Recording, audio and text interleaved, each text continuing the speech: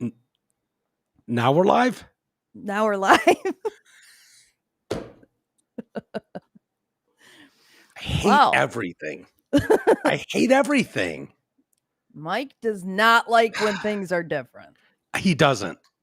I really, really don't. Things are really different. bothers him. I feel like all the young people are just like moving so far past me. Like they have an understanding about all this stuff, and I'm stuck back here with just like I'm the guy that doesn't know how to type. That's just like finger poking life, like everything in life. I'm just like, yeah, that one. And meanwhile, everyone else is just like killing it. They're just cruising through life, and everything sucks for me.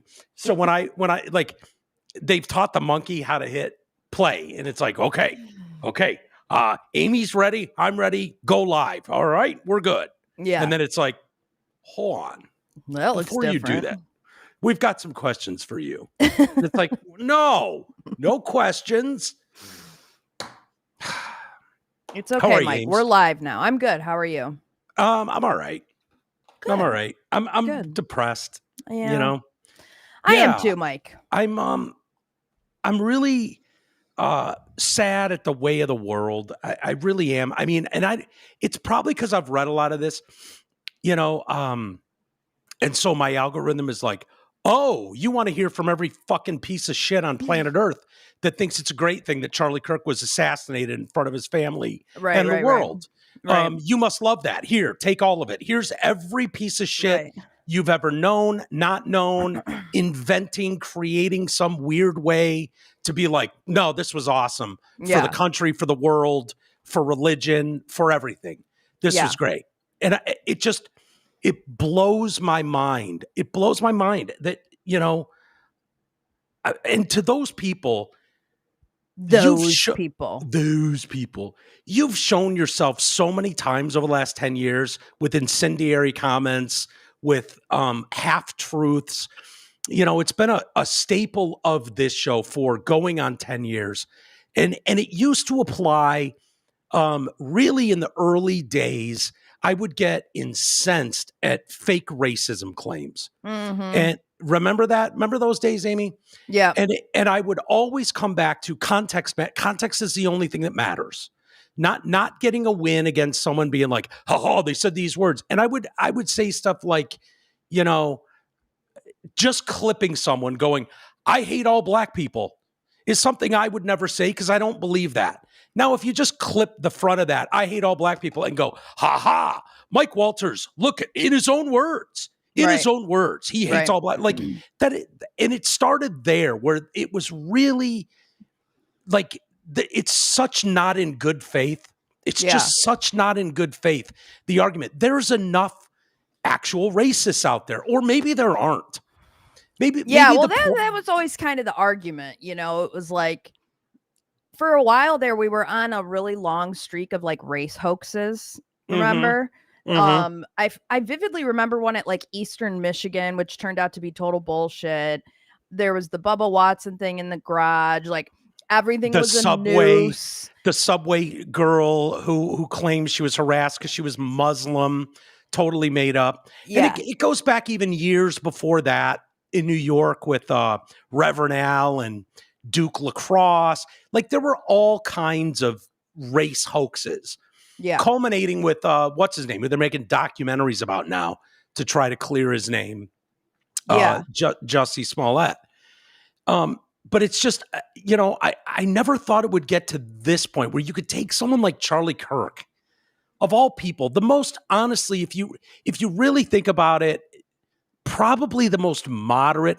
You know, I got pissed. I tweeted or re-quoted a tweet where someone was trying to give props to Jamie Lee Curtis today. She went on the WTF What the Fuck podcast with Mark Maron and was like, and she's crying about Charlie Kirk being killed. And it's like, wow, here's someone super fucking liberal, has a trans kid. I think I think everyone in Hollywood has a trans kid nowadays. Yeah, you have to.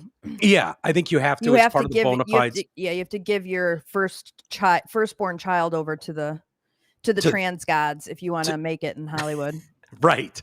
So she's on there. Sacrifice of sorts.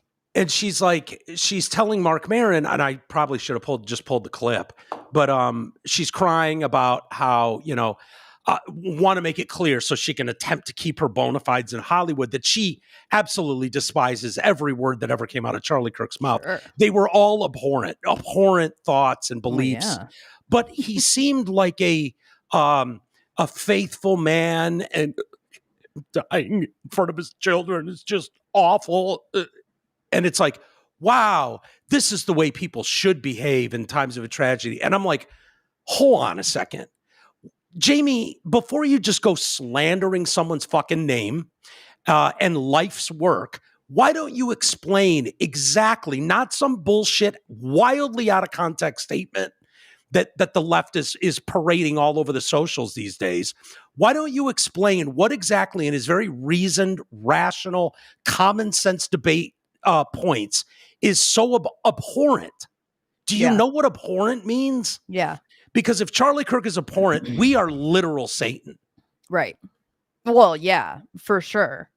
And I don't know, I'm kind of over the whole, like, I didn't like what he stood for, but yeah, no, there is no but. You can literally cut off the first part of that sentence, and it's okay to just outright condemn the political slaughter of somebody. It's okay. You literally don't have to do that. I don't know that it is. When those Dems in Minnesota, that they were Dems, we didn't care about that. We were like, that's horrible. Yeah. Yeah. We never once justified it, or, oh, we hope this guy gets off, or anything. It was like, no, that's a really sad fucking story. That's awful. You don't get killed over doing your civic duty. That's just horrible. Yeah. And there's no reason ever. Like, there's no reason to post something always to like try to further your narrative. Like, okay, say you didn't like Charlie Kirk. Okay, that's fine. You don't have to say anything. You don't have to like lay it out there for some reason. There are plenty of people that I, have probably disagreed with. They passed away, and my thought internally, right or wrong, is like, well, the world's probably a better place. But there's never been a thought like, now I need to go give my perspective about why this piece of shit being gone. Like, do you think that I'll post something on the socials when someone like Reverend Al dies? Right. You just don't say anything at all. Like, you just yeah. I think we got away from teaching the kids, if you don't have anything nice to say, don't say it at all. Yeah.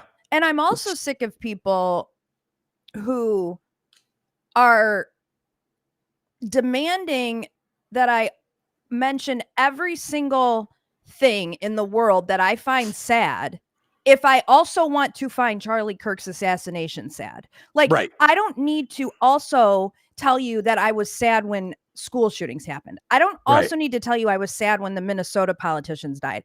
I don't also need to tell you that I was sad when whatever the fuck happened. I'm allowed to just have an opinion in this moment about Charlie Kirk's assassination. Yeah. And you don't have to ask me how I reacted when the school shooting happened. And you can from this point forward, you can just assume that Amy and I think it's deplorable and awful, and hope that murderers are brought to the full extent of the law, and assume that it's sad. You cannot follow every story in the news every minute of the day and be like on record. Yeah, I find all murder, all degenerate killings for political beliefs, religious beliefs, whatever your beliefs may be, I think they're all evil and rotten and horrible. That goes for every school shooting that's ever happened. Correct. And it certainly goes for Charlie Kirk. Correct. In this instance. I was going to make a tweet and pin it for the next time this happens, that I would like to go on record and just say I condemn all political violence and school shootings. So I find them all sad. Don't come now. Just allow me to be sad in peace at individual fucking events. Now that we've established that. Okay. Yeah. Yeah. No question. It's sad. No, these and I'll tell you what, that the kindergarten shooting back in the day in Connecticut, that one really bothered me. Really, really bothered me for a very long time. It was very, very, very fucking sad. And don't get me wrong, all school shootings are sad. But my God, that one just like tore at me. It was so awful. Yeah. Yeah. So Adam Lanza, you're talking about. Yeah. Dumb fuck. Sandy Hook. No, it's unbelievable. I'm getting posts, and I don't know if it's because I'm in Phoenix and Charlie Kirk and his organization Turning Point is in Phoenix and whatever. Maybe it's just my timeline, but these are just like, if you're sharing these things and think you're a good person, you're not. You're a horrible person. This is a post I got literally right before we started the show, as I was packing up my laptop to walk in here. A picture of Charlie Kirk on microphone just says, Charlie Kirk did not love this country. He hated this country. He hated that women have the same rights as men and that black people have the same job opportunities as white people. He hated that gay people are allowed to live freely. He hated religious freedom. The only thing we know he didn't hate is gun violence, because kids dying in their classrooms meant the Second Amendment was alive and well. Those are his documented positions, spoken proudly over and over again. If you're sad that this happened, fine, but don't try to pretend he was someone he wasn't. That is so retarded. And it's memes like that, how these people get radicalized. Because guess what? 100%. This dumb ass motherfucker, make no mistake about it, this dude was dumb as fuck. Okay. And he got his political bullshit from memes. Everything he wrote on that those bullets were from memes. Okay. Like little video game memes. He spent his life gaming and on Reddit forums being radicalized by fucking memes exactly like that one. Yeah. Exactly like that one. Yeah. And people see that and they're like, like you say, if you could go back in time and kill Hitler, because those are horrible positions. Those are horrible positions. By the way, if you're on the fence, none of which are accurate, by the way. Charlie Kirk would never and did never hold any of those positions. None of them.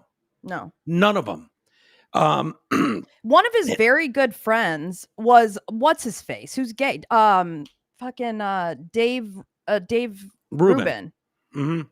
Him and his husband have like gone over to Charlie's house and had dinner with him, and like they're good friends. It's not even worth like explaining to these people. These people don't want to know. That's the takeaway from this, is these people, you know, I've struggled with this because of, you know, my discussion with Fellhauer on Drew's show.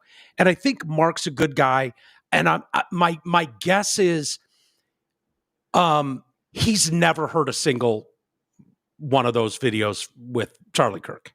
Never listened to them in full. I can guarantee that he's never listened to a full clip in context. Yeah. But we've seen, you know, which is dangerous to just assume that a meme is accurate. I do it a lot. I put memes into AI and go, is there any truth to this? Mm-hmm. And then you want almost 100% of the time, you find that it's taken wildly out of context. There's a hint of truth to them, but they're really misrepresented and that's stuff why like that. Community Notes is so great on X, because it's like, you can just community note that shit, and within, you know, an hour, it's like, no, this isn't true. You know, this is bullshit.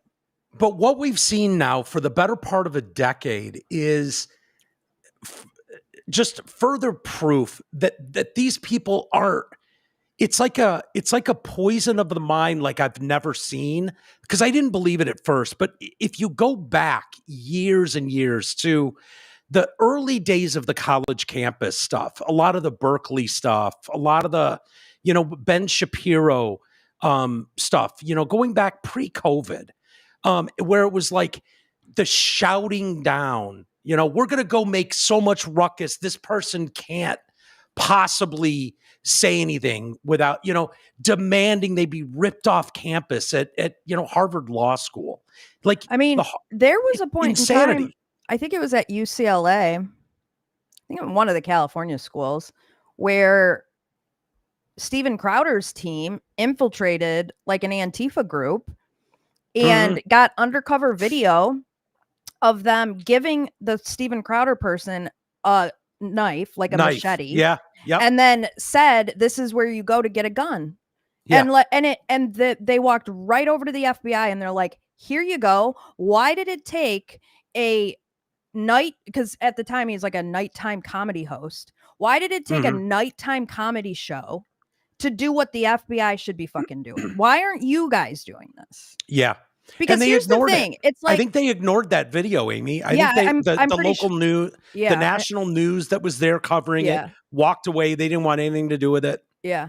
And, you know, I'm hesitant in how we use our undercover powers. For example, I don't think, because I harken back to what happened with the Governor Whitmer fake kidnapping.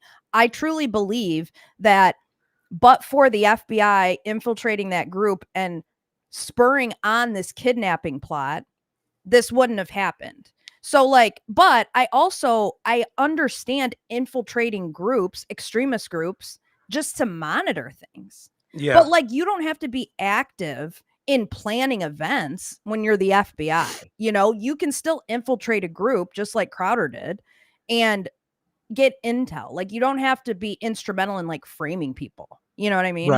Right. Yeah, it's but it's been going on for a long time, and the takeaway in all of those cases was la la la la, I don't want to know, shut up.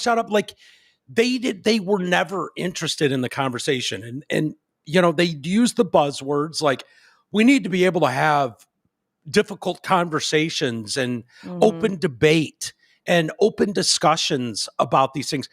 It just proves they were never willing to have these people that are posting that about Charlie. These are his stated positions over and over again. Someone like that and someone who's sick enough to share that, that's truth or reality, has no interest in, I guarantee if you put that meme into Grok and went, is this true? It would give you it would tell you something radically different. I don't think AI would go, yeah, that about covers it. That kind of sums up Charlie Kirk. No, it would give you the context. Right. I do that a lot with memes. I go, that can't possibly be true, even if it's on my side, especially if it's on my side. I will go, wait a minute, let me put that in there. And then when I look at it, I go, yeah, I see what you're doing there. I would never share that. But it's just, there is a portion of this country that has zero interest in that. Yeah. Zero. And they're radicalized to this level. Thank you, Michael. Super Chat 499. There's only one way to respond to these people, Mike, going forward. And this is how I will be responding to them. Reason. You are a political buffoon at best. Well, reason. I like it. I think I have watched that clip so many fucking times today, and it just brings me so much joy. His back and forth with Adam Schiff was comedy gold. It was. When is that from? Today. Yeah. I didn't see it. Cash testified in front of the Senate. Or the Senate Oversight Committee. I think it was just his regular yearly thing or whatever. And he had some really good back and forths because he was just of the position I am more powerful than you, so shut the fuck up. I will talk over you. And he was the whole rant is, he was like, we have exposed people like you. You are the most corrupt person that has ever been in the Senate from January 6th to Russiagate. We exposed it all. He just went nuclear on him. And then he was like, and you are a political buffoon at best. He's not wrong. What I don't know though is, Maxine Waters strikes me as dumb. She strikes me as a dumb human being. Yeah. And there's a couple of them out there. I wouldn't say that about who's the dipshit in Dallas. That's the new Crockett. Crockett's not dumb. But she went to the one in Northern California, Maxine Waters, is a stupid person. Yeah, right? Or that Hawaiian one, the Mizono, whatever her name is, Maisie Mike, you'll never fucking believe stupid this. Person. You'll never believe this. today she had the nerve, the gall, Mike. The balls. The temerity. Balls to ask fucking Kash Patel if he changed the physical standards to get into the FBI because, and I quote, there are physiological differences between men and women, and women can't do as many pull-ups as men. So I'm pleased to announce that this bitch has come full circle, and she has recognized that there are physiological differences between men and women. And Kash Patel was like, yeah. And you know what? If you're going to arrest somebody, you should be able to do a pull-up. It's not that hard. Yeah. Hilarious. She is. Yeah. She's as dumb as they come. She really is. She Maisie really Hirono. is. What is her name? Hirono. Do you want to see the him go off on shift? Just a little part of it. It's very short. I'm going to grab another drink because I know I'm going to need it, but I'm listening. Okay. All right. Hang on a second. All right. I'm pulling it up. So this is. Sorry. And by the way, before you play that, Ames, we will get to what the latest with Tyler Robinson, the roommate. The texts what's her name? Crazy. Pam Bondi's weird comment today. Yeah. Also, I think we'll try our best to get into some of the Candace Owens stuff, which is a little weird, but I'm a little suspect of what they put out today about Tyler Robinson. I don't know what your gut is telling you. Yeah, I have some thoughts. So we will get to all that. And I also am dying to know the outcome of your issue with DoorDash today. Dude. So why don't we do that next, Ames? Okay. But I'd love to hear Kash Patel go off on. Can you see, is this sharing? Can you see this? Yeah, Okay, absolutely. Right. Here, let me make it bigger for you.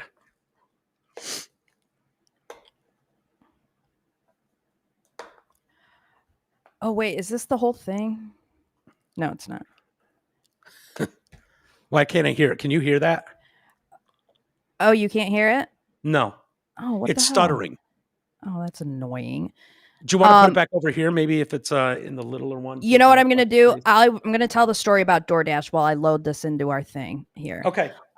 Okay. So today I order DoorDash and I'm like I'm tracking it, and the app keeps telling me like your driver is nearby, but he wasn't moving. And so I see him on the map, and he's like right outside my neighborhood, and he's just not moving.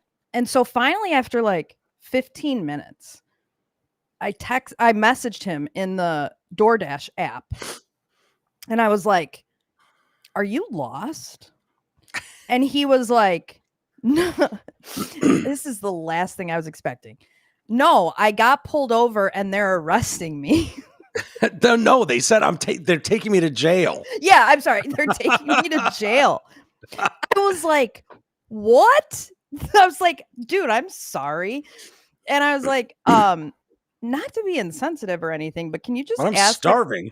Can you ask the cop if he can just bring me my Dunkin'? Because he was literally right outside the neighborhood. And then I was like, I'm truly not trying to be insensitive about your arrest. And did you really say that to him? Yeah, 100%. He was right outside my neighborhood. And so then I was like, well, maybe I'll just go up there and get it. And what did you order, by the way? Tell me you didn't just have a coffee delivered to your house. No. I got Bakesons for the dogs. Yeah. And I got hash browns because they have really good hash browns. Okay. And I got a bacon, egg, and cheese bagel for myself. Oh, nice. Yeah. Okay. So yeah, I was like, well, but then I don't want to roll up on like an active arrest scene, and then now I'm in jail for my fucking Dunkin' Donuts. You know, like I don't. tiptoe in and be like, excuse me, just a second, guys. I'm sorry. And then at the same time, just grab the bag. I don't know why this guy's being arrested. It could be for overdue child support. It could be because he's here illegally. It could be because he's a murderer. I have no fucking clue what I would be like rolling up to just to get my Dunkin' Donuts. So, didn't get it. And so I just got a refund and reordered it. And I got somebody who wasn't a wanted felon to deliver it. So that was good. But what a I'm headache. Dying to know, Mike. Yeah. How do you figure out? Did he respond to you when you were like, I'm assuming the cops at some point are going to be like, put your phone down, dipshit. You're coming with us. Yeah, I think that is ultimately what happened, because he was like, when I asked him if he could ask the cops to bring my food, he was like, I can see if my girlfriend can come drop it off. Like, I'm not waiting for your fucking girlfriend to come pick up my food and bring it. No. Next thing you know, the girlfriend's going to be, the guy's delivering for DoorDash. The girlfriend could just as easily knock on your door and be like, look, I hooked you up. Do you think you could go down to the jail with me and I'll bail out? Yeah. Next thing I know, I've got squatters in my house and, it's a whole fucking thing. So, but now I'm dying to know why he got arrested. Mm-hmm. So I need to but what the problem is, I'm right on the border of Wayne County and Washtenaw County. So I think he got arrested in Wayne County. I think so. I think he's in a Wayne County jail, but I'm not sure. So I'm going to have to look, but I do have his name. So I'm going to have to look up and find out, because I'm just dying to know. Dude. And people need closure at this point. Look, I don't know how legal it is, but we definitely have some cop friends that we could be like, here's a name. Yeah, exactly. Somebody shoot me a message, because we got to find out why my guy was arrested. I do only have his first name. Oh, you only have his first name? But it's kind of unique. It's not like it's Joe. Okay. So, I mean, and also, I don't live in the ghetto. I don't think there's a ton of people getting arrested here. There's probably four people that got arrested in Canton today, if I had to guess. What could that be for? They wouldn't arrest you for parking tickets. So usually how that goes is he had to have had a warrant. Right, but even a warrant, if you get pulled over and there's a warrant for you for whatever, you skip court, it could be anything, it could be murder. If they call that area and they go, we picked up Joe Blow, what do you want us to do? Yeah. Do you want him? And then it's up to them. If they go, it's just let him go. Yeah. So that's why when I was a cop, I went on a ride along, but same thing basically. Okay. The cop at the one time, my partner was like, when he turned to me and was like, watch this. And he knew, and he ran the guy's driver's license like a credit card swipe. And he goes, watch this. Because he knew, I should have known, but it was my first day on the force. And it was just like and he had warrants. And so he made the calls. And there might have been one place that I don't think there was. I don't think any of them wanted to come get him. Yeah. Because they can't drive him. I don't think they're allowed to drive to another jurisdiction or another city. And it's not worth the money, right. If it's just some small thing. But yeah, the top guesses I've gotten on my Twitter account are illegal here illegally. I was thinking in that area, unpaid child payments. Yeah. Yeah. Or something violent. Or drugs, maybe.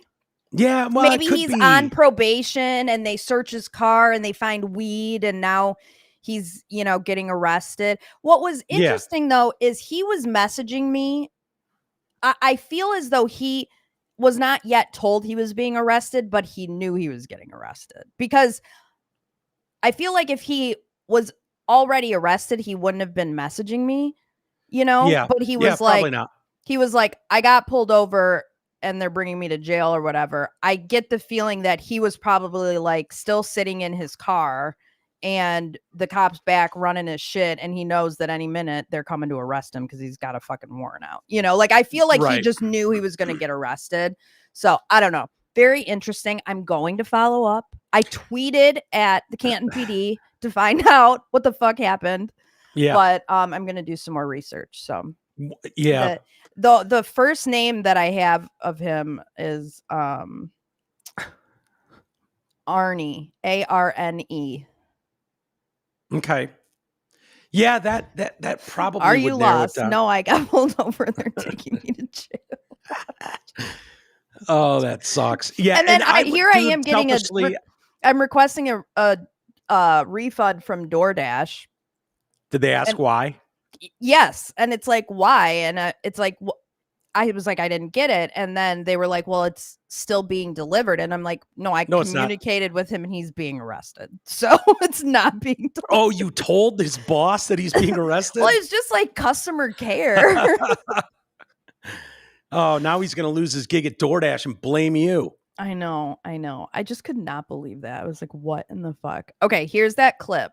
I think the American people believe the truth, that I'm not in the weeds on the everyday movements of inmates. Why is it in the corner, Mike? Well, we didn't move him over. There we go. Moves over. Okay. I got it. Truth, that I'm not in the weeds on the everyday movements of inmates. What I am doing is protecting this country, providing historic reform, and combating the weaponization of intelligence by the likes of you. And we have countlessly proven you to be a liar in Russiagate, in January 6th. You are the biggest fraud to ever sit in the United States Senate. You are a disgrace to this institution and an utter coward. I'm not surprised. I'm not surprised that you continue to lie from your perch and put on a show so you can go raise money for your charade. You are a political buffoon at best. You can take an internet troll. Take it to the bank that the FBI is protecting this country and the state and citizens of the California. We are bringing historic reform. Point of order. But all you care about is a child sex predator that was prosecuted by a prior administration, and the Obama Justice Department and the Biden Justice Department did squat. And what did President Trump do? Bring new charges courageously. And what have we done? Chairman, you said I'm the most transparent FBI director in history. 33,000 pages of information to you. I challenge you to say anything credibly to the truth. Go ahead and run to the cameras where you want to go now. Before I go, God bless him. Wasn't that awesome? Yeah. Because, usually in these settings, when the senator starts talking, the witness usually shuts up. Yeah. Yeah, or they're instructed to shut up. And they use it as a bully pulpit. Totally. And they'll be like, this is my time. This is my time. I'm reclaiming my time. Reclaiming my time. So usually they don't fight back, and usually they don't give them an opportunity at all to respond. Mm-hmm. And so the fact that Cash was literally just speaking over him, it was like, no, sir. Yeah. I am more powerful than you. I will continue to speak over you because you are a fucking moron. Yep. Good for him. Good for him. It's what all of us would like to do. I'll never forget that asshole coming out of those, behind closed doors meetings, because the American people just can't know everything. It's too dangerous, coming out and exclaiming firsthand knowledge. It's what Jay sat on and was like, as a lawyer, those words mean something. And when he came out to the cameras and talked, that was about Russiagate. Yeah. During the height of Russiagate. Claiming he had firsthand information that Trump was involved or whatever it was. And I'll never forget Jay just like, no, dude, pause everything. As an attorney, that is what he just did there, and what he just said a lot. Yeah. And every lawyer knows what I'm talking about. I will say I did learn one other thing about Epstein, because there were quite a few questions about it. And as I suspected, and it didn't go into a ton of detail, but the reason that there aren't more robust files and that sort of thing on Jeffrey Epstein is because the person who initially prosecuted him and gave him that sweetheart deal back in 2009, whenever that was, he made it very narrow of what could be searched, what could be seized, the crime, the dates of when he could be prosecuted. Everything else is under a gag order and cannot be shared with anybody, not even the Senate. Cash said, we have gone to all 3 judges who issued these orders and asked them to allow us to turn this over to you, and they all denied it. So when Cash says, this is all I can turn over to you, I believe him. And so ultimately, we have to move our disdain of how that was handled from Cash and this administration to what the problem ultimately was, which is what the fuck happened back in the day and why was this allowed? Yeah. Because I don't think that they're intentionally hiding stuff. They have to. They're bound by the law. And these judges who they've gone in front of recently and asked them to allow them to turn it over have said no. So, I just wanted to put that out there because I know that was a big thing for me and you. We were pissed at how they were handling it. I still think they handled it shitty. Yeah, Pam Bondi did for sure. Yeah, and I'm over her, but I really like Cash, but I'm kind of over Pam Bondi, I think. Yeah, I like Cash a lot too. He was the one I've said many times I was looking forward to most getting in there, more so than Dan Bongino, more so certainly than Pam Bondi. Cash Patel was my guy. Yeah. So we'll see. We'll see. That was hilarious though. It's something we've all wanted to do. For sure. You wish you could get that opportunity to get in his face and just call him a fucking liar to his face. And he's just a greaseball slime bag California lawyer senator who doesn't care. He doesn't care. All he cares about is his team winning, his team, being in charge, whatever. He's just a peanut head. I don't know. Yeah. I can't stand Adam Schiff. As much as I despise all of them, I can't stand him almost the most. Yeah. So we have the charges levied against Tyler for murdering, hold on, let me get this in order. Tyler Robinson. The Utah County Attorney Jeff Gray revealed new information during a press conference in Orem, Utah today, as he expressed his desire to execute Robinson, which I'm just fine with. Bye-bye. Yeah, I'd be just fine with that. And honestly, I've said this before. In the limited instances where we do the death penalty, I think it is only fair that the method of which they die is the exact same way that they killed the person. So in this case, I think it would be. Put that motherfucker in the middle of an area and just make him sit there. And he's going to have no idea when and where a bullet is going to come and hit him in the jugular. Yeah. I'd be okay with that. They'd probably and live stream it. Cruel and unusual. He's definitely going to bitch about the custom cocktail. That's going to be a big problem. No. They have firing squad in Utah. Yeah, I know that. So I don't know if he gets his choice. I feel like it's a backup option. I think you do get your choice, actually. Yeah. I do. I think you do. I think I would take firing squad. Pussy. He would choose the cocktail and then he'd bitch that it's inhumane. Yeah, they would. Yeah. So I'll go through some of the what came down today. I don't know if you read through it. I did, and I watched the press conference, and I have some of it. Listen, I don't know what's better to read, or I have the texts. I don't know what we should do. Should I read some of it? Or maybe I should play some of it and tell me to pause wherever. I've got a 52-second. I should have titled these better. Robinson's mother explained that over the last year or so, Robinson had become more political and had started to lean more to the left, becoming more pro-gay and trans rights oriented. She stated that Robinson began to date his roommate, a biological male who was transitioning genders. This resulted in several discussions with family members, but especially between Robinson and his father, who have very different political views. In one conversation before the shooting, Robinson mentioned that Charlie Kirk would be holding an event at UVU, which Robinson said was a stupid venue for the event. Robinson accused Kirk of spreading hate. Okay, it goes on further. Robinson, accused Kirk of spreading hate.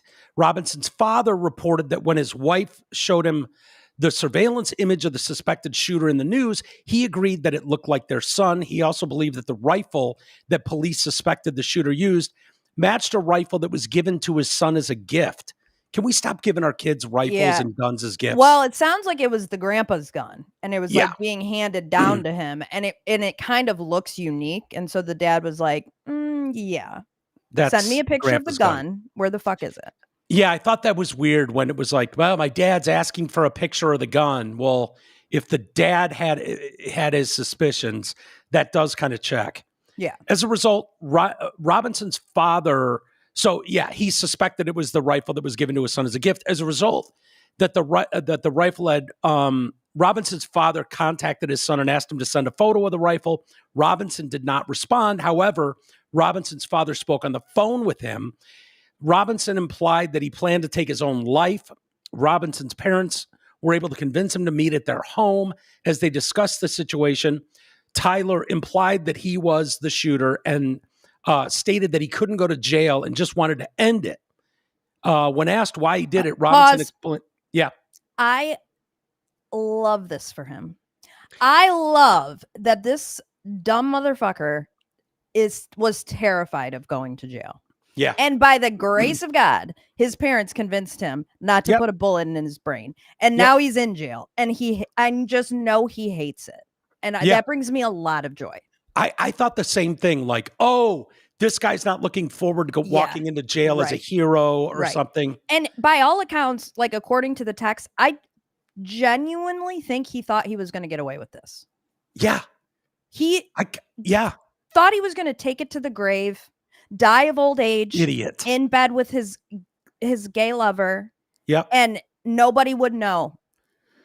Yeah, and his biggest hurdle that he had to overcome was, what am I going to tell my dad about where the gun is? Idiot, moron. So he implied that he explained. He told his dad he was the shooter and couldn't go to jail, just wanted to end it. When asked why he did it, Robinson explained there's too much evil and the guy spreads too much hate. Charlie Kirk, obviously. They talked about Robinson turning himself in and convinced Robinson to speak with a family friend who was a retired sheriff. At Tyler's father's request, the family friend met with Tyler and his parents convinced Tyler to turn himself in. The family friend spoke to police, reported telling Tyler that it would be best if he brought all evidence with him. Yeah, that way they don't have to turn your fucking parents' house inside out, is the thought there. The family friend also asked Tyler if he had any clothes that were related to what he did. He replied that he had disposed of the clothes in different areas. So as for the roommate, this is where, and I'll read through the text messages and whatnot. Police interviewed Tyler Robinson's roommate, a biological male who was involved in a romantic relationship with Tyler. The roommate told police that the roommate received messages from Tyler about the shooting and provided those messages to police. And this dipshit still thought he was going to get away with this. Right. Really? Well, no, he told him not to talk to the police, Mike. Yeah, that ought to do it. September 10th, the roommate received a text message from Tyler which said, "Drop what you're doing and look under my keyboard." The roommate looked under the keyboard and found a note that stated, "I had the opportunity to take out Charlie Kirk, and I'm going to take it." Police found a photograph of that note. The following exchange took place then. After reading the note, the roommate responded, "What?" with a bunch of question marks. "You're joking, right?" Tyler said, "I'm still okay, my love, but I'm stuck in Orem." So that's Orem, Utah, the city. Mm-hmm. Matt Gutman's jacking off over these texts, by the way. Why? Who is? Matt Gutman with ABC. Oh, yeah. He did a thing after this, and he's like, the text messages were quite sweet. Saw that. And it's like, I'm sorry, what? No, they weren't. Just because he said my love does not mean that they were sweet. No. Yeah. No. He like all these people that are raised to think that they're the greatest things ever. Don't let these kids get injured. Protect them. Bubble wrap them. Let's hear what their input is on shit. Let's ask the 10-year-old what his opinion is on stuff. They grow up thinking this warped sense of their place in the world, which is exactly what this little shitbag did. And it infuriates me that some ill-informed retard decided himself to take Charlie Kirk from the rest of us. Right. What Charlie Kirk was offering the world was not nothing like you fucking little shit. Yeah. Charlie Kirk had an awful lot to offer the world. And you, in all of your brilliance, and you've decided on your own to take matters into your own hands in your 22-year-old retard brain. Yeah. Nowhere. Some evil just can't be negotiated with. Oh, you mean like murdering somebody? You mean like assassinating someone in front of the entire world? Oh, like that kind of evil? Okay. You're right. It can't be negotiated with. And we're going to do the same to you. Yeah. So he goes on, shouldn't be long until I can come home, but I got to grab my rifle still. Oh, yeah, it's going to be a long time before you go home. Long time. To be honest, I'd hope to keep this a secret till I die of old age. I'm sorry to involve you. The roommate says, you weren't the one who did it, right? Tyler says, I am. I'm sorry. Roommate, I thought they caught the person. No, they grabbed some crazy old dude, then interrogated someone in similar clothing. I had planned to grab my rifle for my drop point shortly after, but most of that side of town got locked down. It's quiet, almost enough to get out, but there's one vehicle lingering. Why? The roommate asked. Why did I do it? Yeah. I had enough of his hatred. Some hate can't be negotiated out. If I'm able to grab my rifle unseen, I will have left no evidence. You want to bet? Except for this entire text string where I just confessed to assassinating Charlie Kirk. Except for that. Does this all sound a little too convenient, by the way, this text string? I don't know. This is the part I'm hung up on. I would think the mindset of someone who just in cold blood in front of thousands of people murdered another human being and is on the run currently. This just seems like, I don't know. Yeah. There's so much detail about all the stuff that's really important in an investigation. He's giving all the details on all of it to this fucking gay lover roommate. I do think that this is the most reasonable, of the conspiracy theories, this would be it, that they're staged by the attacker and his accomplice to make it so that accomplice is off the hook when the police look at the stuff. However, what I don't love and I don't want to do is act as if the FBI is stupid. And that the FBI is in some way trying to mislead us. Kash Patel and Charlie were friends. Dan Bongino and Charlie were friends. Mm-hmm. The full force of the FBI and local law enforcement is behind this investigation. And I genuinely don't believe that we're being led this way so that we don't look at, for example, Israel.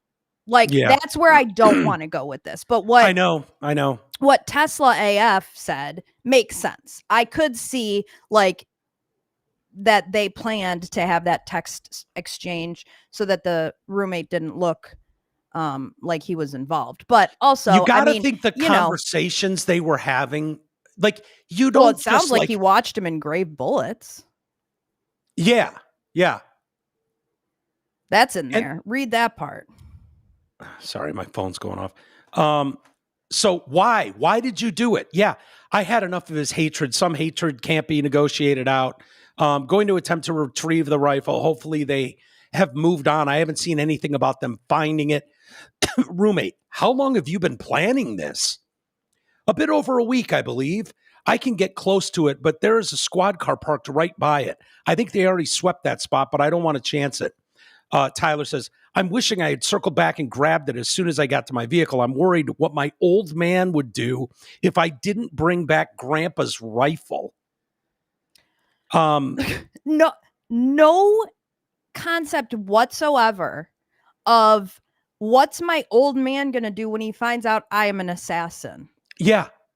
Not that. No, he's worried about the old man's rifle. Right. By the way, it was given to you as a gift, sir. What you do it after it's gifted to you is your business. Yeah. Tell him it you sounds sold like it was a family thing. It was Grandpa's. Yeah. Okay. I don't know if it had it's a type of IDEC. I don't even know. I don't even know. Okay, thank you.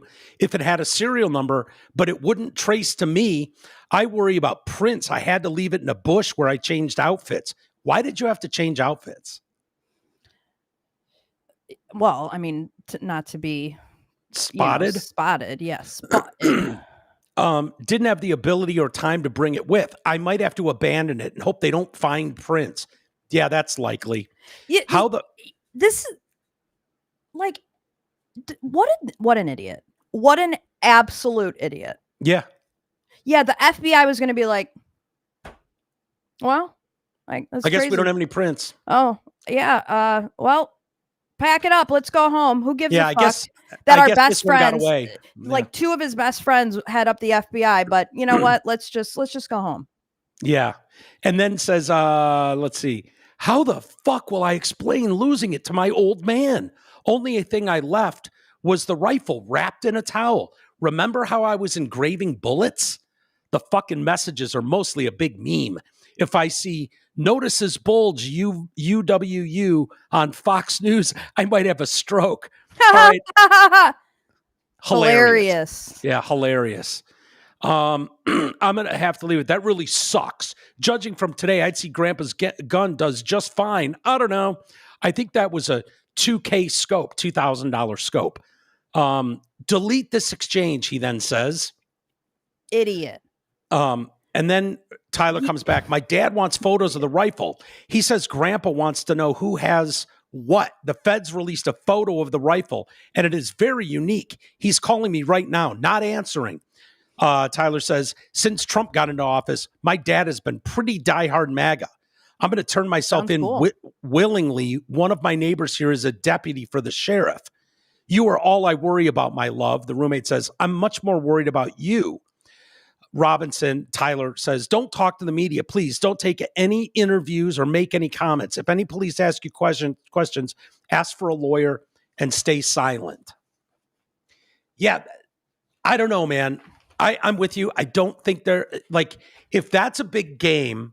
This very accurate, very immature, Doug. Very immature. Like like thought he was going to be able to take it to his grave. And yeah, the only thing I left behind was the gun. Just the gun. That's it. Never mind all the Ring camera footage and the security footage and the text messaging and the Discord messages and all of the bullshit. Is it possible that a 22-year-old idiot would be that dumb? Like, yes, we're obviously older than that. We've been covering stories for a long time. We've been alive a long time. And so we understand the capabilities. We understand the difference between video games, movies, and real life. Is it possible that a 22-year-old retard wouldn't and would think, honestly, I'm just going to hop off this roof, drop this rifle here, and start texting my fucking gay lover? Mike, no one's going to be the wiser? I guarantee when all you do is play video games and live on Reddit, yes, 100%. That guy thought he was in a fucking video game. 100%. And I will point out too, one thing that I thought was interesting. When you look at the transcript of those text messages when they were put out, you see the the ... the three dots. Yeah. Whatever it's ampersand. Ulysses or whatever they're fucking called. Yeah, I love them, by the way. I'm a huge effective fan of the double dot or the triple dots for sure. I use it all the time. You will see them in between the message lines. Like it'll be like Robinson roommate, then it'll be like three dots, and then it'll be like Robinson roommate, and then three more dots. And so I take that to mean that there's more text messages in there that they're not showing us. Why? because that's what you would do if there was more in that string. You would put those 3 dots there like, yeah, there's more in here, but they're not showing it. And see, why wouldn't they just take a black Sharpie to that? Like, I don't know why, because that's only going to lead to people going, well, what were those? I'll say this. It doesn't mean that they're not ever going to come out, but you know, I thought back to when I was going, not me personally, but when my experience in the criminal justice system with the guy who took my niece, I remember being very frustrated that he, 1, had good representation. I was very mad about that. And 2, that I didn't know everything. I was really irritated about that. I was irritated that I didn't have every single detail that the cops knew. I wanted to know literally fucking everything. And then one of my... Did you voice that? Yeah, well, not to the authorities, but I voiced my frustration to my friends and my family. Yeah. And one of my friends, who is an attorney, gave me good advice, and I've always remembered it since then, is that you want him to have the best attorney, and you want him to, you don't want them to violate his due process rights and turn over all of the evidence against him. Everything has to play out in a court of law, because if that doesn't happen, he is going to bog down the system for the rest of time with appeals, and in a worst case scenario, mistrials. Yeah. And so, as frustrating as it is in the time, you have to let due process play out. And so prior to that experience, I was very much like, put it all out there. What the fuck? You know, who cares? Like, we deserve to know it all. And we do, and we will. But I don't know what else it could be. Like, oh, by the way, I'm stopping by Ralph's to pick up stuff for dinner tonight. Well, like, you never, I mean, it could be, you know, it could be personal stuff. It like, you know, like addresses, or like, hey, call my, you know, fucking, make sure to get all my money out of the ATM. Here's my password. Whatever it might be. Yeah. It could be irrelevant. It could be relevant. It could be that the text messages lead one to believe the roommate knew what was going on. And while the FBI is investigating that, they are not going to show us those. Yeah, because my guess they don't know what that means. If he has gotten to the point of being so ginned up into the trans ideology, living with a trans guy, you know, whatever, and he was thinking about this for much longer than a week, and you would have been having those conversations with the boyfriend. I do not believe for a second that this is all, that there's something that is sticking out to me reading that exchange and trying to think of the mindset of someone who has just committed that act and came from a decent family by all accounts. I don't know. There's just something too perfect about those texts that is rubbing me the wrong way. And I don't know what it is. It being a setup, it could absolutely fill that hole that I'm talking about. Whatever that feeling I'm having is reading those texts, that could be it. If this was a play out, like, yeah, me and 20 people on Discord have been discussing this for months.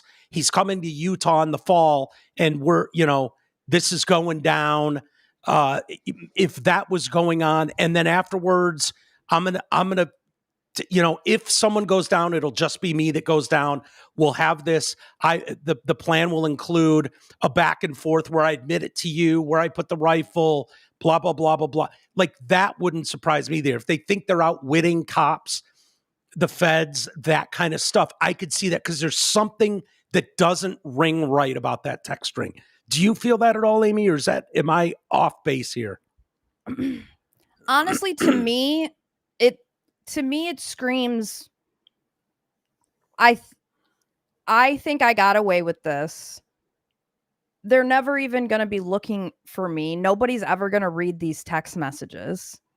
I genuinely think he thought he was going to get away with it. And it was just, and then once he realized he wasn't, it was like, delete these, blah, blah, blah. But I think it was just like, yeah, I did it.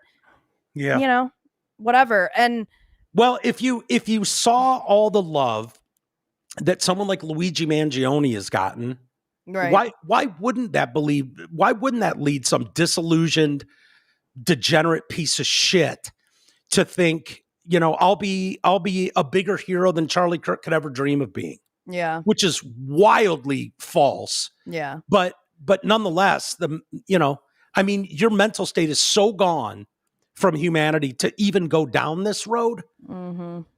I do feel for his parents, and most of the time people don't generally do the right thing, and it sounds like they did, and that must have been very difficult. Yeah. Very difficult. Well, if all of those texts were just on the up and up and real, do you think the roommate should have immediately called the police and said, I think the guy I've been living with is the one that is 100%. on every news channel in the world right now, 100%. the one you're looking for? Like, yes. If Rocky called you and was like, hey, I got Adam Schiff, and you're watching the news and someone did, and I got to think no matter what your connection to someone was, you would have, your immediate thought would be like, this is going to come out. There's no way of hiding this. Correct. This dipshit is texting me about it. And by the way, I'm not going to jail for your fucking mistake. So I'm not going to aid and abet your dumbass. No, absolutely not. Not going to happen. Nope. Nerp. And I am sure that kid has some deep rooted hate for his quote unquote old man. It sounds like my dad was full blown MAGA. Ever since Trump won. And he was probably like trying to be all rebellious and just such a fucking douchebag dork. That's the common thread with all of these people. They're fucking dorks who have somehow through society been led to believe they're super important. You're not. Yeah. You were like I've said, there are very few A's in this world. And unfortunately for us, Charlie Kirk was one of them. Yeah. Right? Yeah. Yeah, I saw that too, Cliff. Cash was saying they're investigating each person on that Discord message, and there's tens of them. More than 20. More than 20. I think it was Josh, what's his face? Hawley there. And he was like, I heard there's this Discord that has like maybe upwards of 20 people. And Cash was like, it's way more than 20. And we're looking at every single one of them. And I'm glad they know that. And I'm glad he said there's more than 20. Yeah. In other words, we're aware of it. Yeah. We're aware of all of it. If all you fucking people think that we don't know who was tied to this loser Discord, all your messages about your gaming conquests, all the fucking gay shit you guys talked about, we know all of it. Yeah, sorry. And it would behoove you to just get yourself an attorney and reach out to the FBI on your own. And you be don't like, want to be the last one. You don't want to be the last one to talk to the feds. Yeah. That guy gets raped the hardest in prison. Exactly. Right? Which they might be cool with, but whatever. Yeah. Well, Discord, I think, is coming out and being like, well, there was nothing that happened on our platform, which is kind of in their best interest to say. I don't know anything about Discord. Is that what they use like on Roblox and stuff? Is that what the kids are using to communicate? So. And it's, it's like, just like you can say whatever, you can like live stream and chat while you're gaming. I think it's like a gaming thing too. Yeah. Yeah.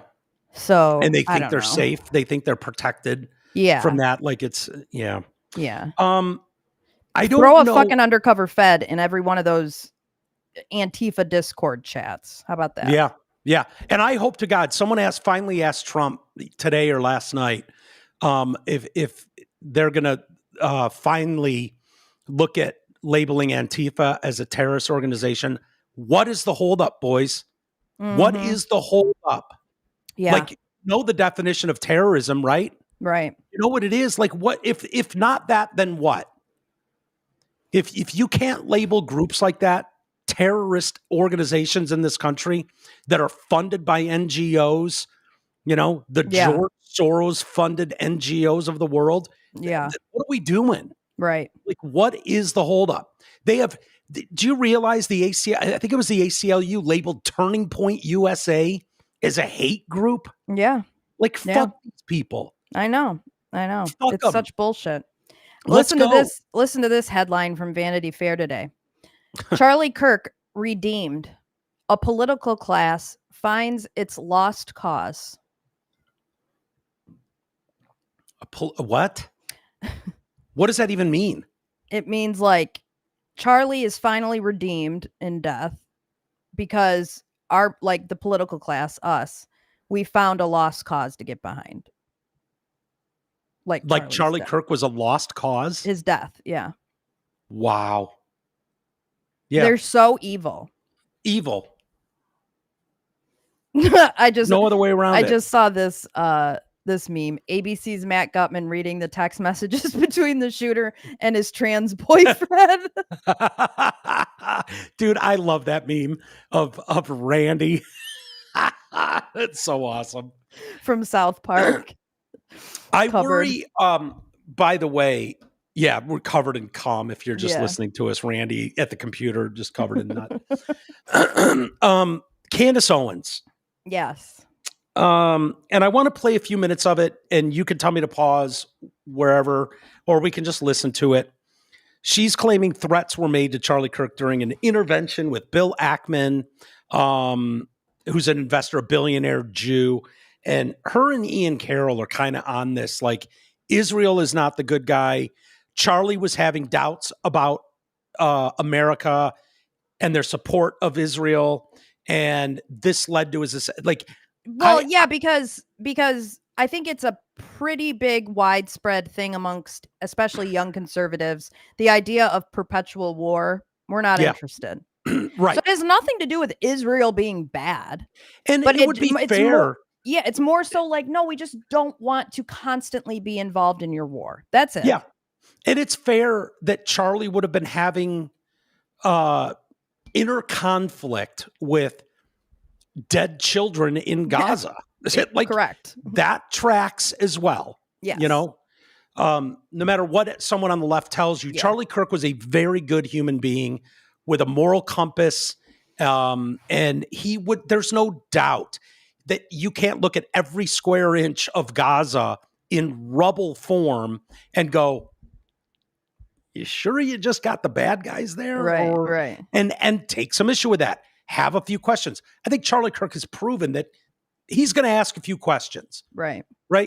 And truth be his guide. So let's, I think I have it here. Where's my Candace one? Oh, there she is. Jesus Christ. I didn't think I saw it. Is there anything else I need to set this up? Well, I will say, this story way more currently lines up to me, like we've seen play out, that we've warned about for years, that some radicalized idiot dork is more likely to go this route than it's some Bibi Netanyahu, totally wild billionaire funded hit job on Charlie Kirk. Right. And my fear is for Candace Owens, and I don't want to do the woman thing. She's post-birth, hysterical woman. I think Candace is amazing. I love her work. I respect her work. I think she's wildly intelligent. But she would also, at this point, Charlie Kirk was a very good friend of hers. Correct. And she is, for as much pain as we're in over this, imagine what his closest allies, friends, families, coworkers are feeling. She's going scorched earth. She's going scorched earth. I don't blame her for that, but I kind of want to keep my eye on the ball. But and like what I said is, I'm interested in all the tea. Give me all the tea. I want to know all the gossip. I want to know what was going on, because I do think it's interesting that having that background of what Candace is about to talk about, it makes Bibi Netanyahu coming out the day after Charlie Kirk died and going on Fox News and being like, I loved Charlie, and Charlie sent me this letter and said he loves Israel. And it's like, okay, so having that backstory from Candace, and oh, by the way, Megyn Kelly confirmed it too. Did she? She confirmed the Hamptons. She confirmed not the Hamptons. She confirmed Charlie's changing position on Israel and how he didn't like that, because the day after the Hamptons meeting, Charlie was on Megyn Kelly's show, and they go, yeah. Why don't we play a little bit of it? The behavior by a lot, both privately and publicly, are pushing people like you and me away. Not like we're going to be pro-Hamas, not like we're going to, but we're like, honestly, the way you are treating me is so repulsive. I have text messages, Megyn, calling me an anti-Semite. I am learning biblical Hebrew and writing a book on the Shabbat. I honor the Shabbat, literally the Jewish Sabbath. I visit Israel and fight for it. And there's another article out in the Times of Israel today. I could read it on air. I was just reading before I got on. Charlie, what are you doing? Like, why are you, what am I doing? I'm sorry. Like, let's just take a step back here. Like, I'm an American citizen. Yes, I want Israel to win. Yes, I'm a Christian. But like some of the mess, and you saw, you've seen how I've been treated, Megyn, by some, not all, by some. No, it's very irritating. It's been so unfair. They were coming after you after a turning point for, among other things, that you had Dave Smith there. Dave Smith is allowed to criticize Israel. You had both sides. The Israeli side was overrepresented. Though. No, you're not allowed to. It's even worse than that. Again, I just want to repeat for the 5th time. I love Israel. I want Israel to win. But my moral character is now being put into question, Megyn. Not my decisions. Not like, hey, are you doing this? Is it smart or is it dumb? But no, I am a bad person if I do this. And I could go, you saw it, Megyn. It was trending on Twitter, thousands of tweets and text messages. And if I were to be charitable and generous, I will say the people that are attacking me are in a hyper paranoid state because they're at war, and war tends to make things black and white, and you're a hammer looking for a nail. So I'm trying to be charitable, Megyn. Literally, I'm trying to cut as much slack as I can, right? Like, okay, what would it be like if all of a sudden I'm starting to see a pattern of behavior similar to what my grandparents saw in 1930s Germany online?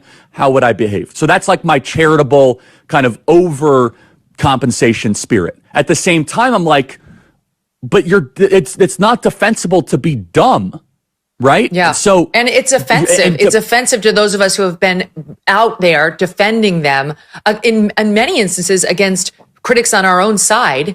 And now you have a couple of comments like, well, what about this? Well, has it gone on too long? Like, is it time to wrap it up? And the thing about Epstein is just so bizarre. I don't know who he was an agent for. It might have been Israel or an asset, or it might have been nobody. Yeah. But we're allowed to speculate about that. It's there's some rule. You can't go there when it comes to Israel. Well, you and I believe that we're Americans and Americans first, period. End of story. We are citizens of this nation, okay? That's and right. Israel, we have funded, we have supported, and they're up against a sea of Islamic totalitarianism, and we should be cheering for them, right? Because they're up against barbarians and monsters, and we want them to win. However, here is Megyn Kelly and Charlie Kirk combined, probably 30 million social media followers, like pretty, right? And you and I have been holding this down, and you probably get the negative, oh, you're just shilling for Israel, whatever. I'm like, okay, I'm going to do what's right regardless of the feedback, right? But then all of a sudden, like, I host a person that I moderate the debate of, mind you, right? And I give equal time to Josh Hammer, equal time to a pro-Israel advocate, and my moral character is being put into question. And so I think it's a hyper paranoid, like, we're just going to try to, we're going to just stamp out everything type of practice. But it goes to the point where, if, for example, if I have less ability sometimes online to criticize the Israeli government without backlash than actual Israelis do. Mm-hmm. And that's really, really weird, isn't it, Megyn? Yeah. Yeah, that was the day after this alleged Hamptons meeting took place. So you can tell he's pretty fired up, as if something just happened. So that's what makes this story interesting to me, is that Bibi Netanyahu used Charlie Kirk's death as an opportunity to tell Charlie Kirk's supporters how much Charlie Kirk loved Israel and supported Israel and was devoted to that message, promoting that message, when in reality, it sounds like maybe there's some shades of gray. Yeah, there. they would like to get ahead of the story and say, Charlie Kirk was a huge friend to Israel, big fan of everything we're doing. So keep supporting us in his absence, supporting us because we lost a huge ally, and we that need is a far stretch though from being like, oh, his comments there and in other places, just kind of questioning like, is this, can we wrap this up kind of attitude is grounds to slaughter him. I don't want to give these fucking creeps any more ammunition to be like, Israel took him out. Wasn't the tranny thing that everyone wants to point to. It was Groypers. It was Nick Fuentes. Yeah. Like, get the fuck out of here. And I'm supposed to believe that Israel hired that dork to do this? Yeah. Really? Yep. With cool parents. He would have been taken out in some Putin type shit where, like, someone shakes his hand and he fucking dies. Like, that's what it would be. It's not going to be. It would have been a beeper bomb. Dork college student. Yeah. Hoping he's got good aim with his grandpappy's fucking ancient rifle. Exactly. Yeah. Exactly. Like I said, I want all the tea from Candace. I just don't want to make it seem like Israel killed Charlie. Let's listen to Candace, and I think it's interesting. Her show yesterday. I haven't gotten through today's. I watched a little bit. I don't know if you had a chance. You did today. Because I watch everything on 2 times speed. Mike. Oh yeah, I forgot about that. I watched the first 15 minutes or so of today, 20 minutes. I'll watch the rest as soon as we're done to see where she's going. I think she's, I don't know. Why don't we? She's bummed out.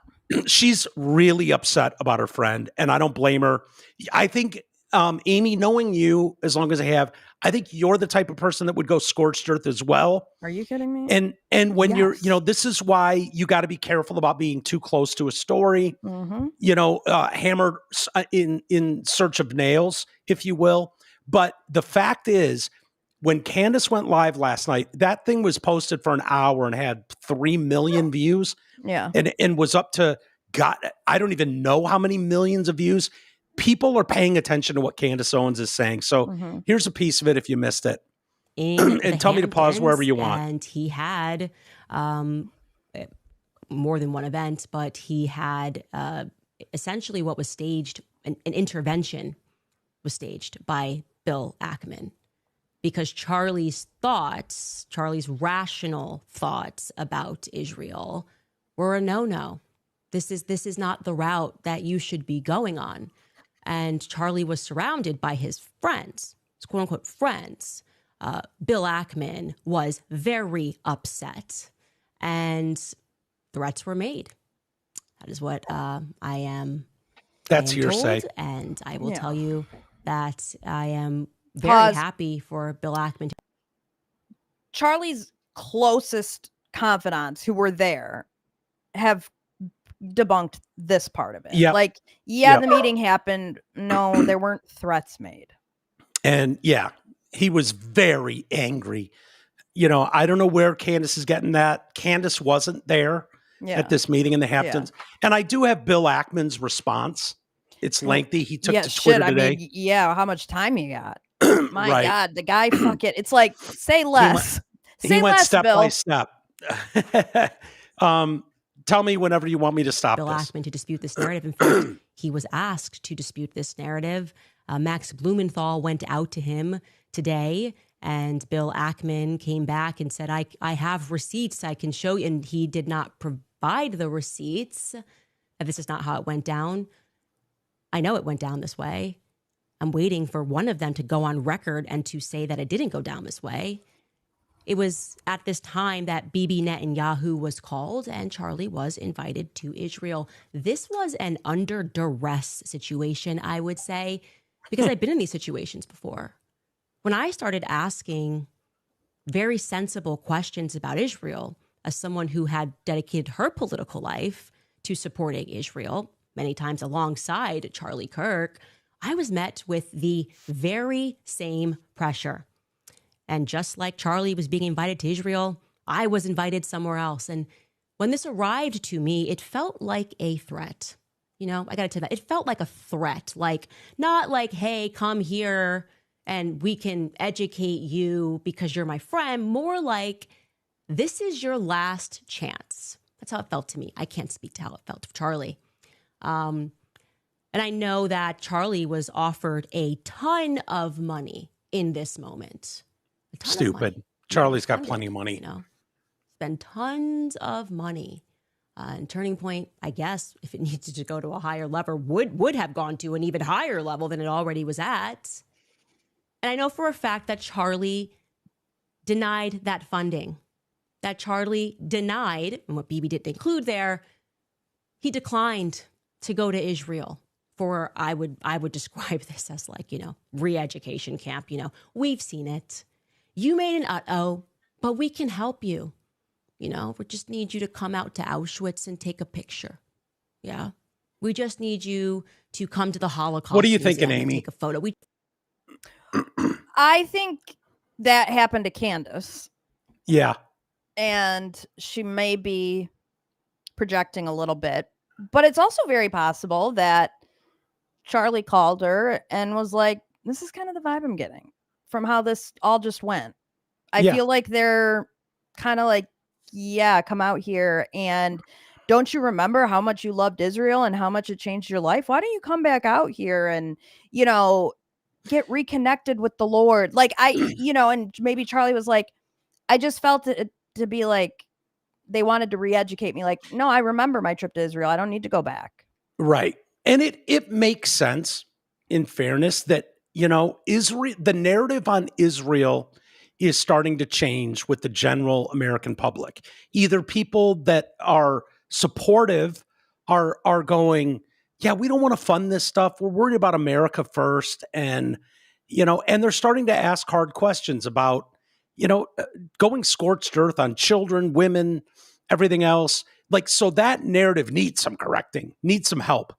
There is no more competent debater, storyteller in America currently with the youth, with reasonable people. If Charlie Kirk were to get on board and be like, this is why, I promise you, Charlie Kirk could make the debate work for why it's important for Israel to be doing what they're doing and leave no stone unturned. Who would be better at doing that, sending that message than Charlie Kirk? With as much as he's earned and the respect he's earned with his voice, with his platform. So it makes sense that maybe Bibi Netanyahu, Bill Ackman, and people like that would be like, how do we get these conservatives? How do we get these people that have a big voice, a big platform on board? And, they didn't bite. Someone like Charlie Kirk, I wouldn't think he would turn down our generous offer of money and resources. Like, he doesn't need that shit. And it's like, yeah, I'm just going to stick to what I'm feeling, what I'm seeing, what I know. I'm going to stick to that narrative. Thanks, guys. And leaves. They can be pissed off. It doesn't mean they're going to run to hire a dork with grandpappy's rifle and stick him on a roof in Utah to shoot Charlie through the neck. Like Bibi Netanyahu logged into his fucking Discord and went and found that dork. Yeah. And was like, hey, did you find your old man's grandpappy's gun? Yeah. So you can go carry out an assassination on behalf of Israel? Yeah. That seems like a stretch, but I really think, Candace right now is in it. She's in it. Yeah, and I think she's pissed with how Bibi immediately went on the news and tried to use Charlie's death as a, hey, don't forget, guys, Charlie loved me. So keep supporting us. Don't let that change. There was a big split between Daily Wire, Ben Shapiro, and Candace Owens. Right. And a lot of that was over Israel. That's what that was about. Candace her hates fight Israel. with Ben. Let's be honest. What's that? Candace hates Israel. Yeah, I you know what? I haven't followed a lot. I know Dave Smith. I don't know why. I mean, seems to me like you can not like things that both people do, but not like constantly think that everything, is attributed to Israel. I don't know. Maybe I'm just. But you would think Bibi Netanyahu and that ilk pushing that storyline on the American public. They need the American public. They need the funding. They need the help. They need they need all of it.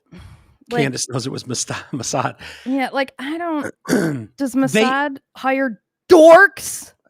Yeah. Mossad sends beepers to blow up your balls. Yeah, they don't hire Mossad is not waiting for the lone cop car to leave so he can go retrieve his gun because he left it behind with prints on it. That's not that's not the Mossad MO. No, the Mossad I know wouldn't hire a homo dork. Exactly. The Mossad I know takes out Jeffrey Epstein in the fucking jail. That's the Mossad that I know. Yeah. The Mossad that I know does not hire that dork. But we are not in a cult. We are not brainwashed.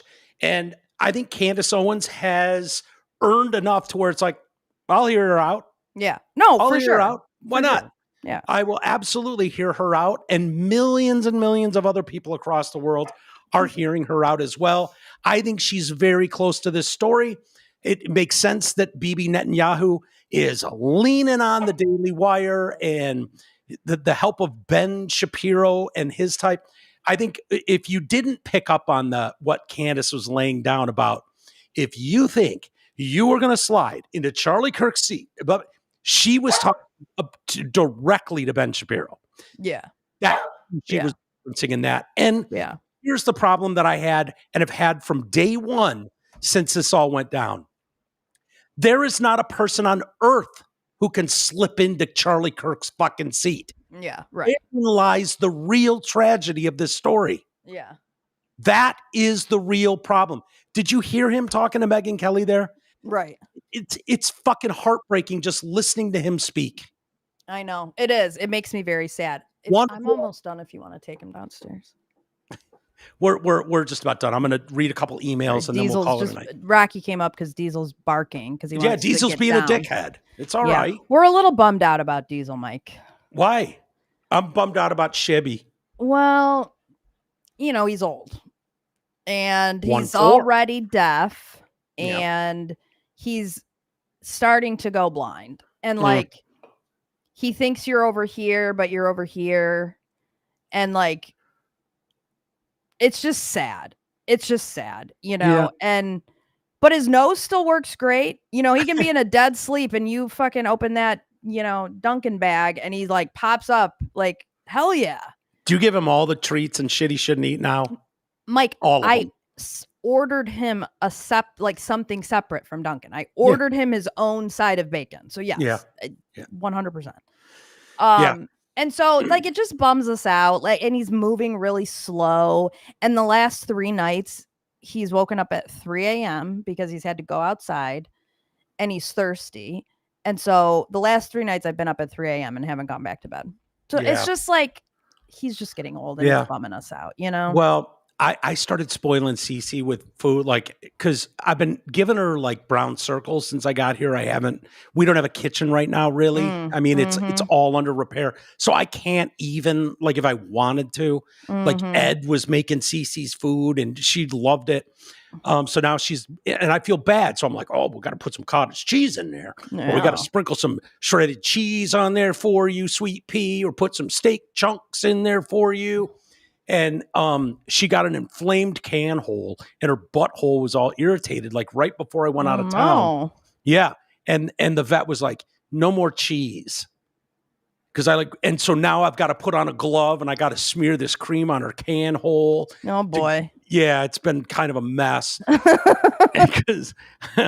So I'm right there with you, but I want to give her all a treat. Oh yeah. You want a burger from Fat Burger too? Okay. Yeah. Girl. Rocky got an extra patty on his Five Guys today, and that's what they get. Well, and then Kelly took me out for dinner for my birthday last weekend. Our birthday. Yeah. We went to Fleming's. Oh yeah, I love Fleming's. I specifically got the surf and turf. I ate the surf and brought home most of the turf for the dogs. And when I got home and gave it to Diesel, 10 minutes later, he threw it all up. Ugh.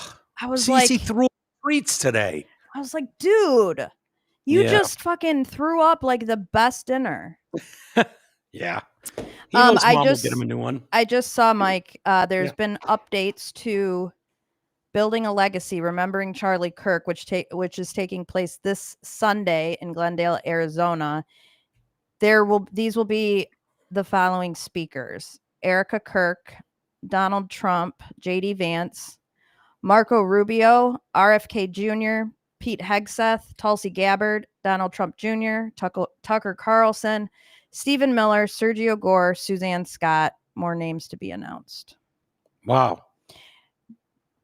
What I kept thinking about during the Candace stuff was,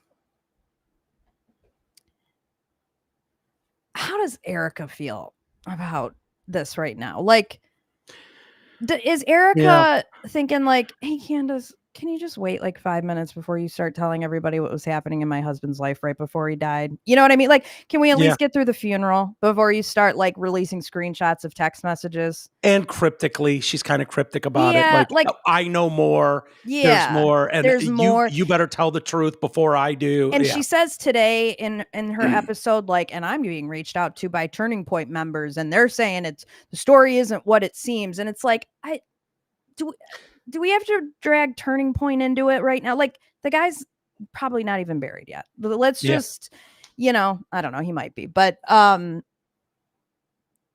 they have a funeral? I don't even know. Oh yeah, wasn't she at the casket? Well, that was the other day. That was when that was before he left Utah and went to Arizona. That was when she first saw the body. Yeah, maybe I saw an AI one of her at the casket. Who knows? But yeah, so I don't know if they did like a private thing with family or if his casket will be there. Yeah, I don't know if you know this guy, if he's like a regular. Rusty. Who, Rusty? Is he? I don't know. I just feel like Erica's not fine, Rusty. Just FYI.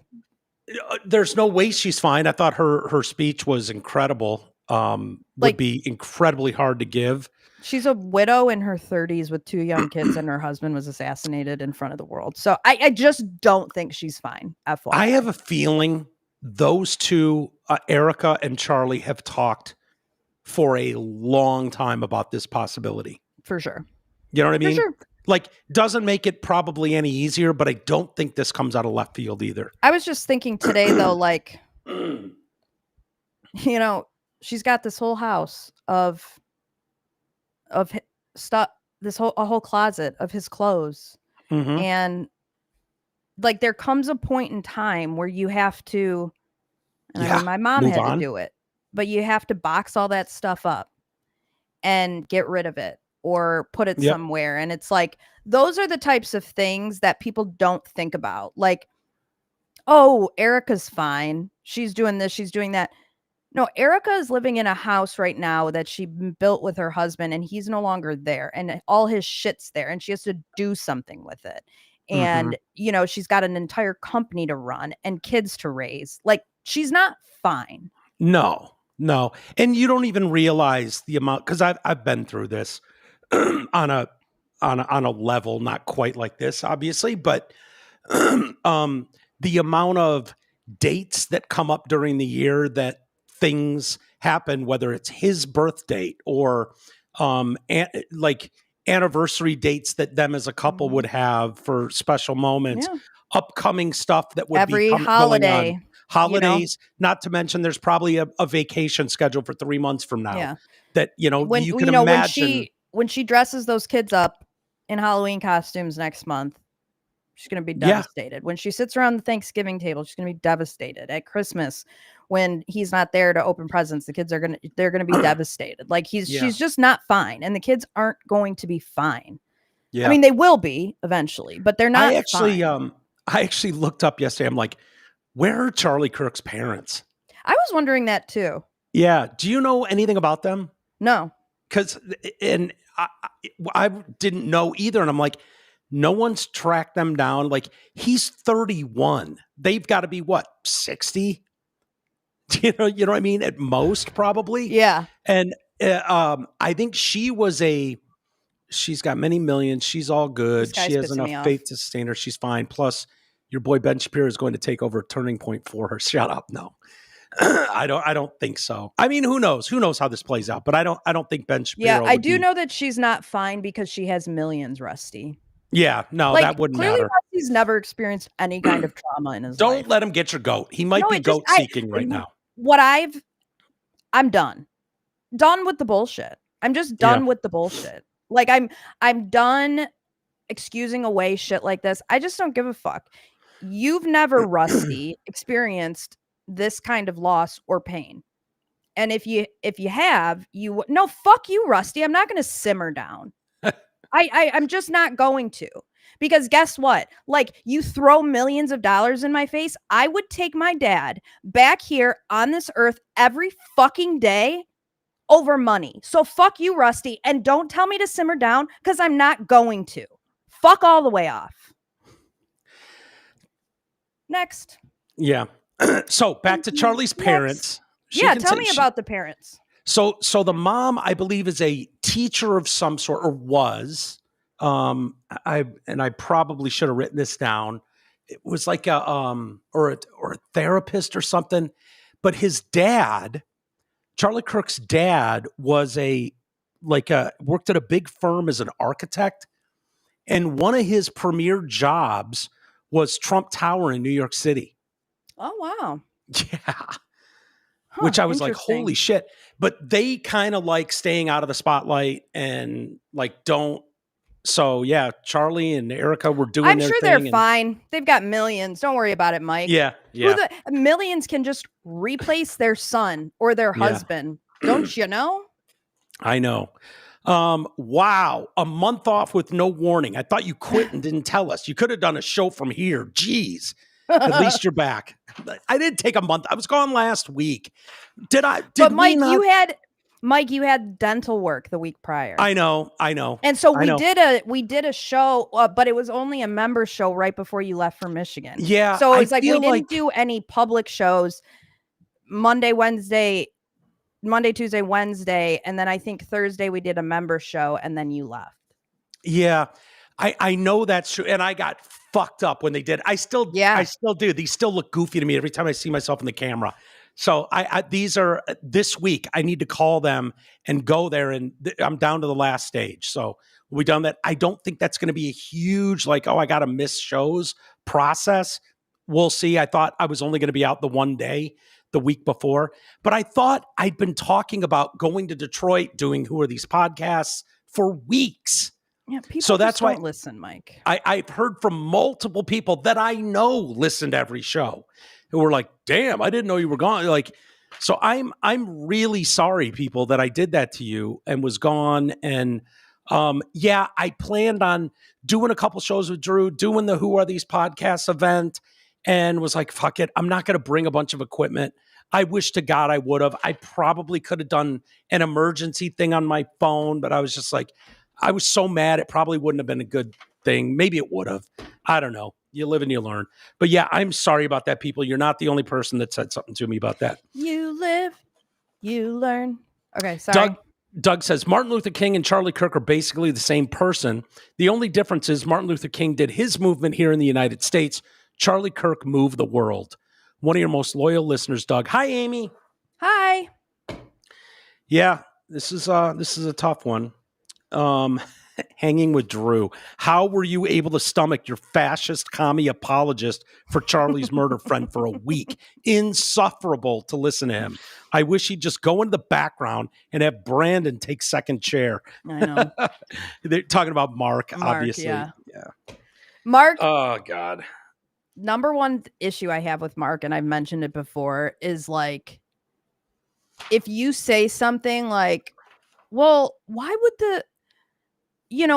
this guy shoot Charlie Kirk if he wasn't, against, if he wasn't some left-wing radical? Well, I don't know. Why didn't you ask him? Because I can't ask him, Mark. That's why I'm fucking bringing it up right now. Like, he does that constantly. All the time. Yeah, he always has. And it'll be with someone that, like, there's no possibility I could ask him this question, Mark. So stop saying that. Like, Oh, well, why don't you ask Trump why he said it? I don't know. Well, Yeah. no, it's not. I'm not asking you. It's a very dismissive attitude. Yeah. It's a very like elitist response. I don't know. Why didn't you ask him? Yeah. It's very Ann Arbor of him. Yeah, totally. Yeah. The Hole. This is from James. Hi, James. I'm done. It's not from too. Rusty. I'm done too. God bless the Hole. Thank you, James. I have for real zero use for useful idiots anymore. Libtards like your buddy Fellhauer are no longer on my radar. My stomach churned when Charlie was shot and then announced dead. My stomach churns every time Fellhauer opens his mouth on Drew's show. It's not that I dislike the show or the topics. I've never pulled the "I'm not listening anymore" card. Yeah. But I'm finding it difficult to listen to Drew try to talk some humanity into his brain. It's not surprising. I've been telling you how calm he is. It's just stomach churning. The only thing keeping me on the rails with that show is Brandon, actually. That guy seems genuine. I don't know. Yeah. Genuine. Yeah. Brandon's awesome. Yeah. Brandon knows what's up. I'm so pissed and astounded by this. Holy shit, man. I'm surprised at the brazenness of the left's reaction. Not the reaction, but their bold-faced glee with it. Yeah. Let this be a lesson to all the fence sitters in the middle. The left is pure satanic evil. Never have another conversation with any of them. That's the only answer I can come up with. They're just not worth it. Fuck them all. Brother, I feel you. I do. It screams evil personified. You know, as Cash Patel would say, you are a political buffoon at best. Yeah. At best. Shit. Oh my God. I forgot to, you know what? I'll do reads tomorrow. I'm sorry, guys. I get caught up. We're going to do reads at the beginning of the show, Mike. I'm going to remind you. Will you? I need to email them to you so you can do the reads. You just fucking do them. Ed used to do that because he couldn't read. So he would send them to me. Yeah, there you go. And you'd be great at it. They'd probably love to hear you do them anyways. So we'll do that tomorrow. Maybe not after they heard the rant that I just went on against Rusty, but hey, girlfriend, you go on as many rants as you want. It's great. It's great. Don't worry about it. I always just assume you're getting hangry at that point. So I'm actually not hangry because I had 5 guys. So I'm full. I'm good. Yeah. I just don't like, you know, the emailer just said, I'm done. I'm just done. I'm done with the bullshit. I feel you, man. My Facebook, like I said, is corrupted. It's poison. I clicked on too many of those things and just fucking enraged myself. The thing. You gotta get a good algorithm going, Mike. You gotta click on a couple positive posts every once in a while so that you're not only seeing the negative, you know? Yeah. Yeah. It's sick. It's seeing how these people have been twisted into this mindset. It's driving me nuts. It's driving a lot of people nuts. We're here for you. Yeah, we're not buying it. We will not be burning down any cities or rioting, though. No. Amazing how that works, isn't it? Yeah. All right, sweetheart. Okie doke. Have a great night. I'm gonna give Candace another watch. I'm gonna watch the rest of that, and so okay.